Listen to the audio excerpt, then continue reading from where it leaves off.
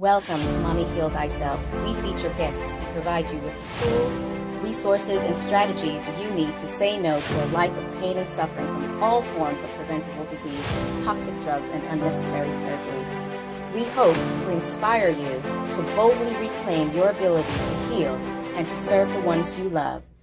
Welcome, everyone, to another episode of Mommy Heal Thyself. Today, I'm able to introduce you to James White. He is the CEO of KBMO Diagnostics. Now, KBMO Diagnostics is a fully integrated medical diagnostic company.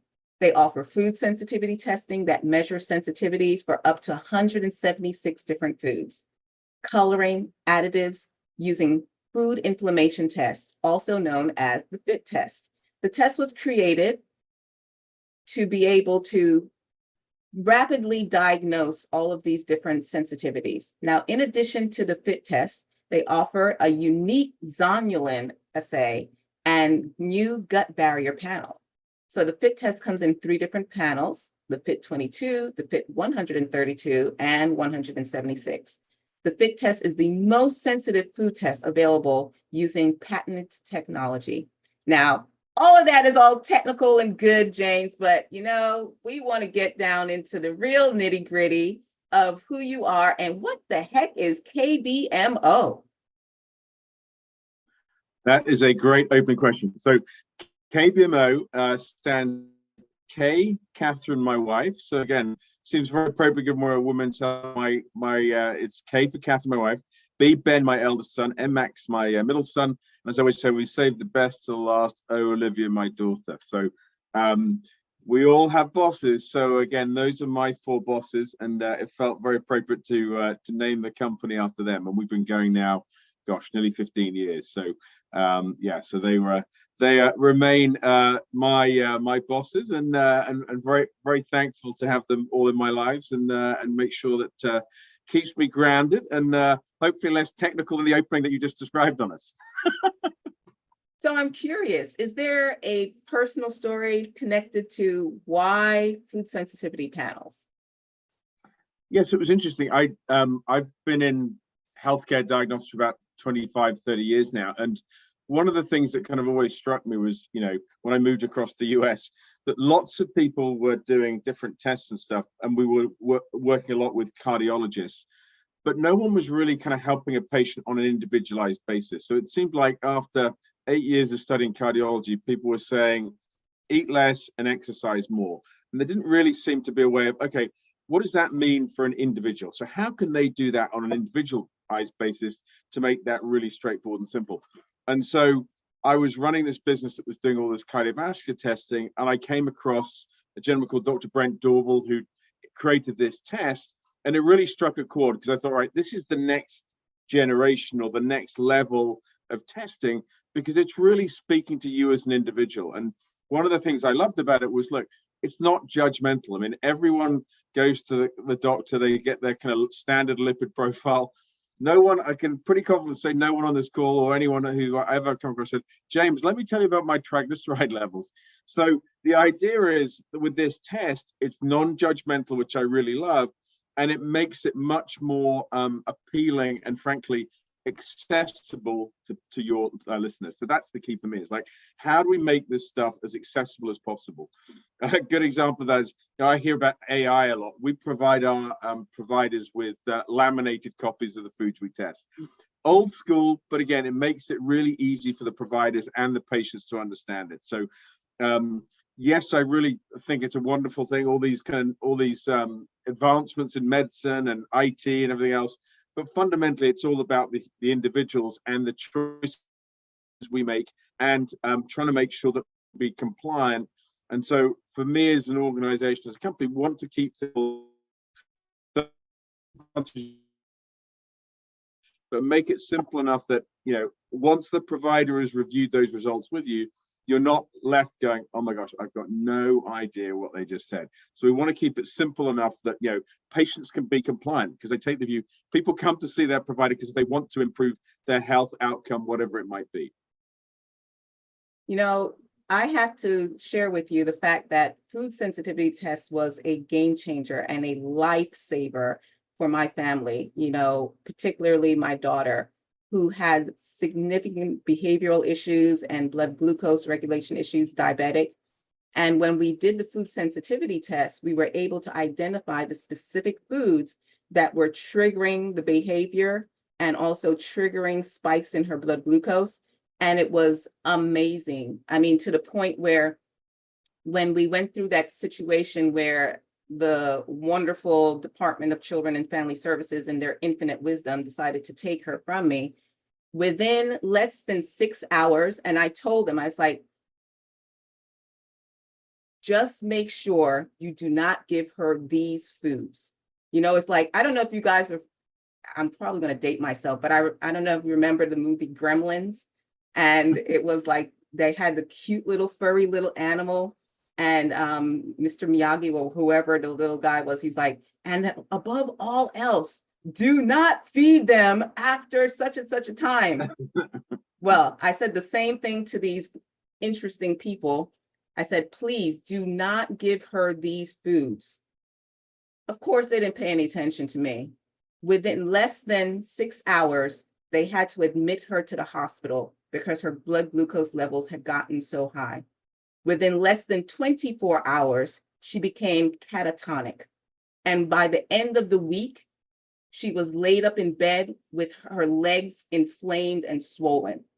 So this information is so powerful, Now, James, could you tell us a little bit more about what do these tests look like? I know you have like the 22 panel and then the 130 something and then 176. So what's the difference in between the panels? Why those types? Yeah, so there's 3 panels, and the number is associated with the number of foods, colorings, and additives that we measure. Because the idea was to say, look, we want to make this accessible, as I said up front. And so the idea here is, so there's a fit 22, a 132, and 176 to meet different kind of budgets. And the neat thing with the 132 and the 176 is they also include our gut barrier panel, which we'll talk about later, I'm sure. So the idea is to try and be as comprehensive as possible, but at the bottom end, give people the option to kind of test for the 22 most common foods, colorings, and additives. So the idea is, as I say, as an organization, we want to make these things accessible. And so that's really how we've kind of differentiated that. And when I started with the business, we had just the Fit 132. And to deal with that accessibility, we came up with the 22. And then the 176 was born out of we spoke with just over 300 of our providers and said, look, what would you like to have added? Because every day we're hearing from different people saying, it would be great if you could add X, Y, or Z. And so the idea is we added some different foods, colorings, and additives to enable those providers to have kind of more access to a slightly wider group of foods, colorings, and additives than before. And the key, I think, is those colorings and additives, because again, you can't ignore them. They're everywhere in the kind of this modern environment. And typically we say you find them in 3 different places. You find them in processed foods, which a lot of the people listening we're all guilty of eating those, increasingly in supplements as well. And thirdly, in personal hygiene products. I think shampoos, kind of conditioners, washing powders, things like that. In fact, I had a provider only the other day who was telling me about a 10-year-old boy who we tested him, and he'd come up for a thing called benzoic acid, which was turned out was in his mum's washing powder and the shampoo they were using on him. He was very lethargic. After 6 weeks of avoiding those contacts, he turned it back into his normal kind of 10-year-old boisterous self. So again, the reason I highlight something like benzoic acid is some people will say, look, I don't need to test, I can go on an elimination diet. I don't think there's an elimination diet that says, well, why don't we start with benzoic acid? So again, I think that's why it's kind of critical to look at all these foods, but also colorings and additives, because that's the modern environment that we all live in. Yeah. And I do work a lot with people who do the elimination diet, but when you're dealing with a kid, you don't really have the time and they don't have the patience to go through that process of the elimination protocol. So like I said, when I was dealing with my daughter, and she's also a person with cognitive delay. So I didn't have time to waste. I need to know specifically what I needed to eliminate and not have to go through all of those, test this. So like I said, it was, Oh God, a blessing. So I'm curious, what's in the 22 panel? The more convenient, affordable panel. So some of the bit, what I call the big three, so eggs, milk, and wheat, are the big three that kind of within food sensitivity. So they're within there.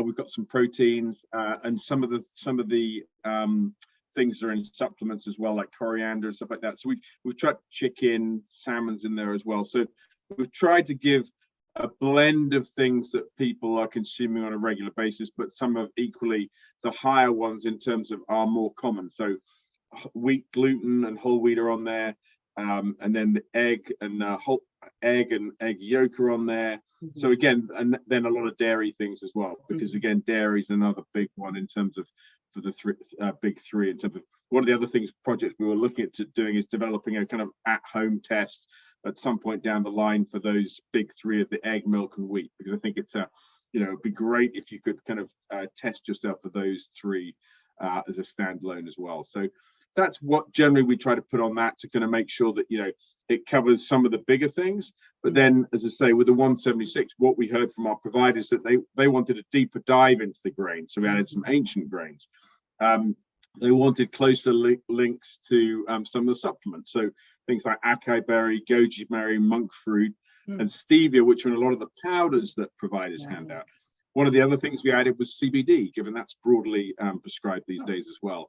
So again, it's a combination now of, and then some of the other supplements, we also include mackerel and sardine in that bigger one, because again, that's the backbone of omega-3. So you want to make sure, given the test generally, that what we're trying to do is get to the root cause of which foods on an individualized basis, like in your daughter's case, are causing inflammation. And then those symptoms come up in different ways, but it fundamentally, what our job is to identify which foods are causing you as an individual an inflammatory response. And so I always give the analogy for patients: think about when you go and buy a car, the car dealer will tell you which is the right gas, oil to put in your car. And so by running this test, it's the same thing for you as an individual, to try and work out what's the best kind of quote gas or oil in terms of foods that you can take on in terms of which will make sure your engine or body will run as smoothly and as efficiently as possible.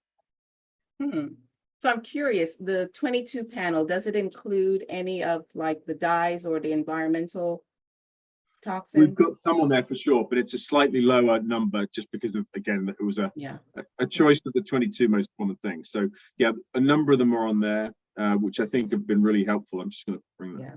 Now, one of the things that I really loved about your panel, because I've done several other types of food sensitivity panels, but yours is the first one that I've seen that includes those phenomenal factors that relate to intestinal barrier. So if you could talk a little bit more about that specific specialty part of your test.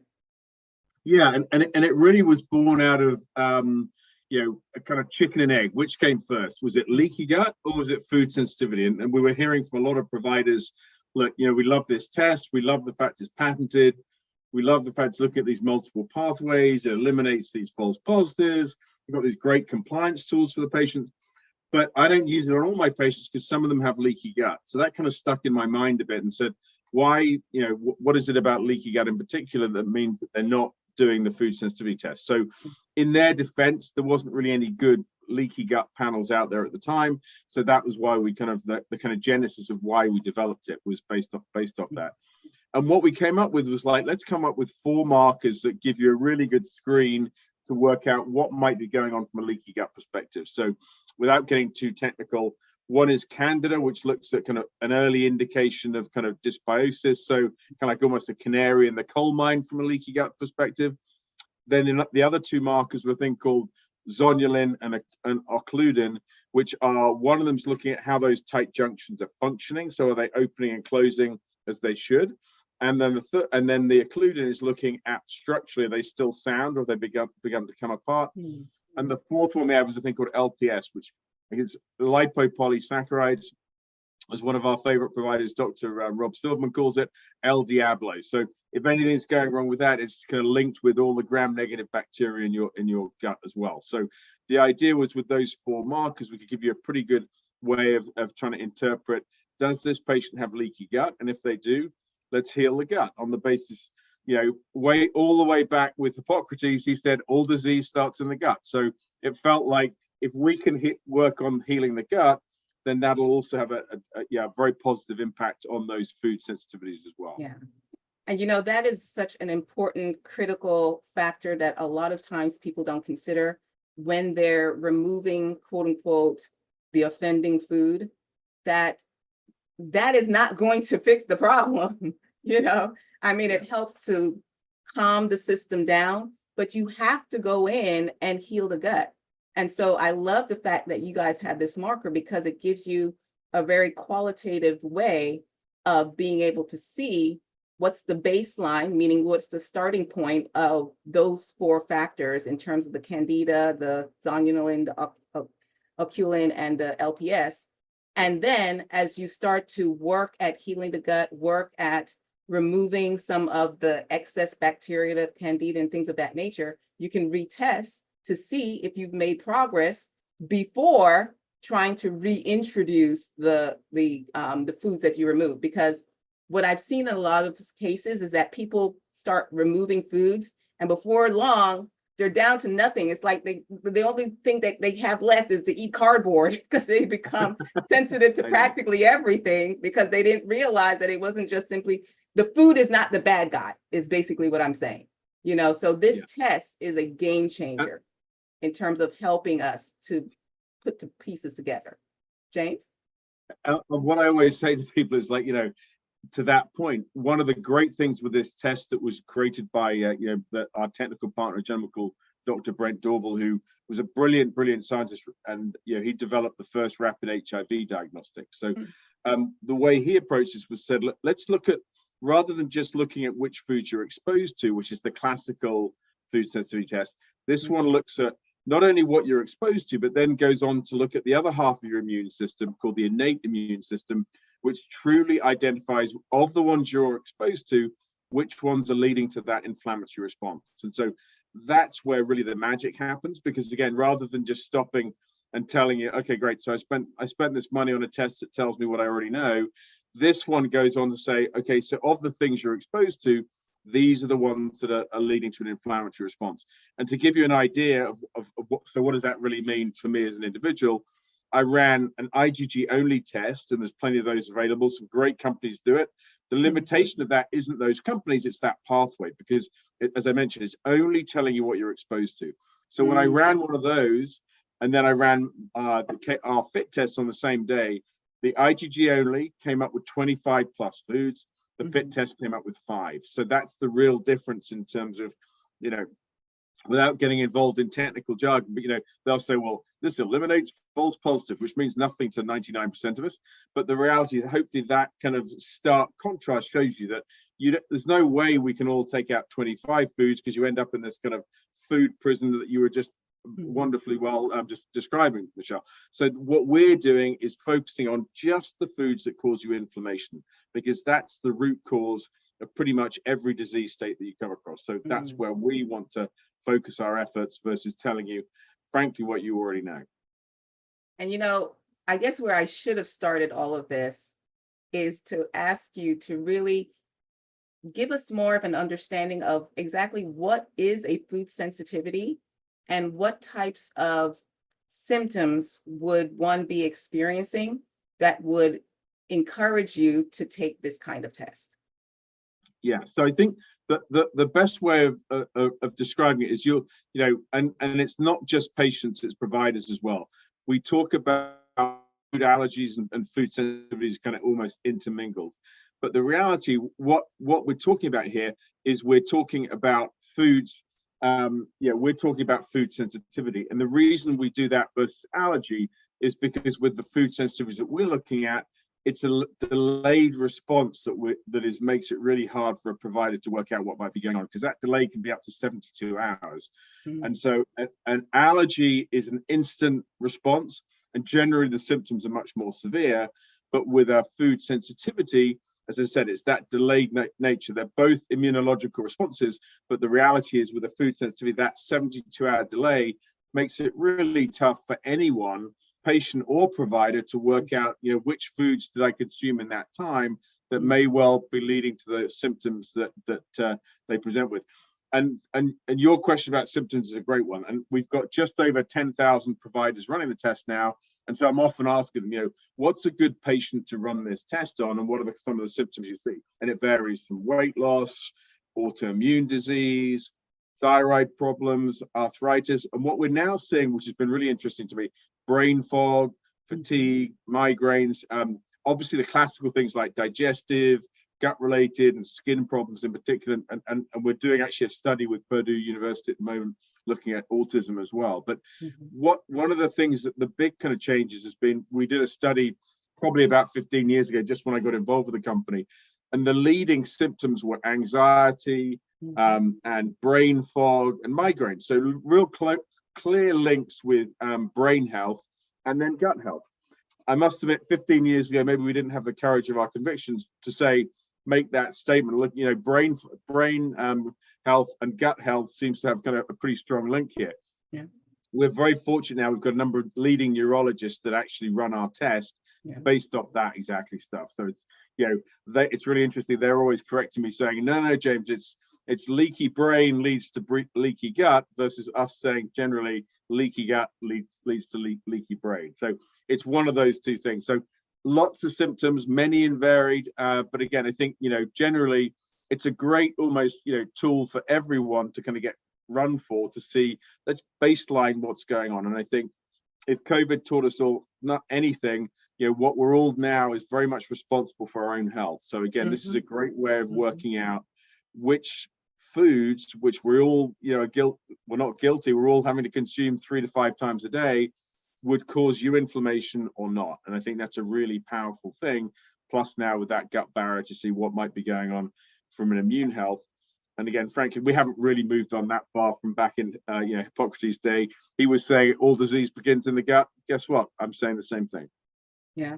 And, I love that you're making that connection, because what I tell people is, if you have a leaky gut, you have a leaky brain. And to emphasize the importance of looking at this when we have any kind of brain health issue, any kind of mental health issue. So I've used it a lot of times with children and adults who have, say, ADD, have behavioral issues, mood swings, depression, anxiety. Food, or should I say, the migration of the quote unquote food particles into the area beyond the gut is not a good thing. And it affects everything. Like you said, with the autoimmunity, even like I said, blood glucose issues. Sometimes people are just floundering, like, oh my gosh, I've done everything I need to do in terms of trying to lower my blood sugar levels, and not realizing that certain trigger foods can create spikes in their blood sugra. It's just amazing. Sorry, keep going, Michelle. Yeah, it's fascinating to me. I mean, Zonulin, there's great studies now showing elevated zonulin leads to cardiovascular disease. Same with LPS. It's a crossing of not only the blood-brain barrier, but linking in with heart disease as well. So again, not a shock for you, but all these systems are interrelated. So again, if you're looking at the tight junctions, again, hopefully this isn't a surprise for everyone, but they're the same in your brain as they are your gut. So again, what we're trying to work out is, how these things are all interacting. If you've got a leaky gut, then you're going to have leaky other things as well. So again, that's why I think the importance of adding that into the food is to give you a really good idea of how are my kind of systems overall working and functioning. And then more importantly, let's try and avoid inflaming those things unbeknown to us. So again, it could be many different foods or a handful of things which are causing that. And so again, I think that's one of certainly the nice things for patients to understand. If you're elevated for eggs, we all know what an egg is. If someone tells you your triglycerides are 500, you probably don't understand that.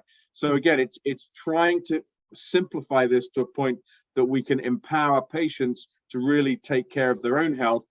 But I always kind of underline that with the help of really good providers behind that. And we, I would say, work with the 1% of providers who understand the importance of nutrition to your diet, to your lifestyle. And I think, the big three of exercise, diet, and sleep are the three kind of key things for most patients. So again, and those are things we can all take control of. And I think this one certainly gives you a real head start on that. and what you're consuming to make that you're doing the best you can in terms of your body by understanding what causes you inflammation and potentially what doesn't. Yeah. And it's so important, as you were saying, to recognize two things, which is that this test is so phenomenal that you can do it at home. You do not have to go to the lab and have your blood drawn. You can just do it at home. It's a simple finger prick, and you get the blood sample and you send it into the lab so that you can get that data. So there is that self-empowerment piece. And then you couple it with having a provider that you can take this data to, because as I said, it's not as simple as just removing, quote unquote, the offending foods, because really and truly the food is not the bad guy. You have to start to get down to, okay, why am I sensitive to these foods? What's going on? What's the trigger? What's the mechanism? And how do I actually heal my system so that I can go back to eating healthy foods? So James, I really appreciate you being able to take this time with us. And we are going to be including in the notes the link to your website so that people can get this test. And is there anything special that we can include with that for our viewers?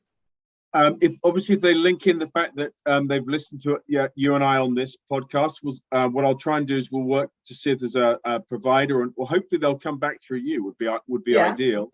So that would be the perfect thing.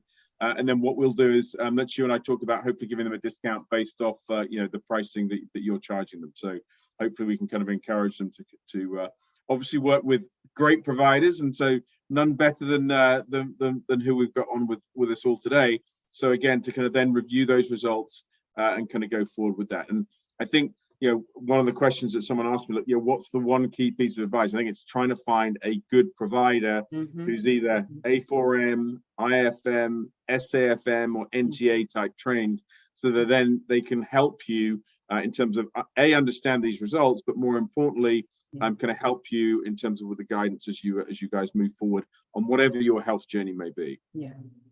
And for anyone who's interested, you can feel free to reach out to me for more details and assistance. And more than anything else, as James is sharing, this is a powerful tool, not only for yourself, for your children, for family members that perhaps you've been concerned about. And it is a objective test. Some of the challenges with elimination protocols, it's like, you're like, okay, is it really this? Oh, no, it's not the eggs. I can't believe it's the eggs. No, it can't be it. But this is an objective assessment that will help you to identify the things that you want to, moderate. And that's the other thing that's beautiful about your testing, that you're also providing people with a nutrition plan based on their testing result. Yeah, I mean, that's one of the things we try to spend a lot of time on is those compliance tools. So the report's only 3 pages and it's color coded to make it accessible to the busy provider as well as the patient. Then we have a meal plan, which is based off your individual test results. And so if you do the Fit 132 or the 176, that's included with it. And then what we've also added recently is a patient app. So the idea is you review the results with the provider, and then 14 days later, as a reminder, we send you that app. And that app has your meal plan that Dr. Michelle just mentioned. It also, for each of those foods you're sensitive to, we show you what that might cross-react with, where you might find it, and some alternatives and substitutes just for those foods. So the idea is to empower you to have that information. But it's a great tool because if you're grocery shopping, you've got it with you. If you're out for dinner, then you've got it with you. And so as I'm sure we all seen in restaurants, couples who are just head down in their phones.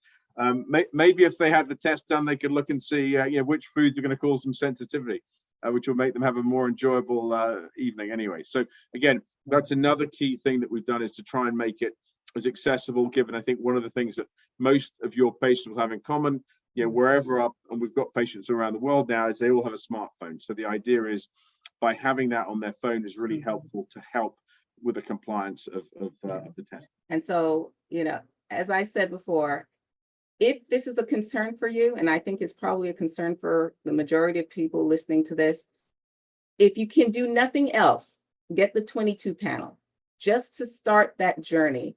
And for those of you who have already identified, like, yeah, Michelle, I know that it's gluten, I know it's dairy, I encourage you to consider bumping up to the other panel, either the middle panel or the larger panel, so that you can get the information, the data that you need to be able to take some of the anxiety out of eating. Because I know a lot of people, they're like, oh my God, I don't know what to eat. I'm scared of eating anything because I feel like I'm just going to get a reaction. So this helps to cut down on the anxiety too, as it pertains to just our relationship with food, right? It's better to know than to sit there guessing and worrying and being anxious about what should be a pleasurable, nourishing experience, which is eating food. And to your point, I mean, I've had doctors who said to me, like, I'm not running the test, I know what foods I'm sensitive to. And I test them and they come back and they said, look, one doctor said, look, it's eggs because I have eggs every morning. When we ran his test, guess what came out? It was oranges, because guess what did he have with his eggs every morning? Glass of orange juice. So again, that's where this information can be really powerful to work out what is it on an individualized basis is causing that issue. And I think that's really helpful that, even physicians who sometimes believe they're really in tune with their body, because we're all consuming so many different things, then it's really powerful to pinpoint which food it might be. And then you can then move forward, with that confidence of knowing, what you should be eliminating and avoiding, of what you can be consuming with, and feeling good about. Well, James, once again, thank you so very much. And everyone, be sure to click on the link in the show notes to go over to KBMO website, and also to reach out to James and tell him that you heard about this through Mommy Heal Thyself. Until next time, my ladies, peace and blessings. Thank you for tuning in for this episode of Mommy Heal Thyself. If you like what we're doing here, please share, subscribe, like us, and leave a comment. Your feedback is very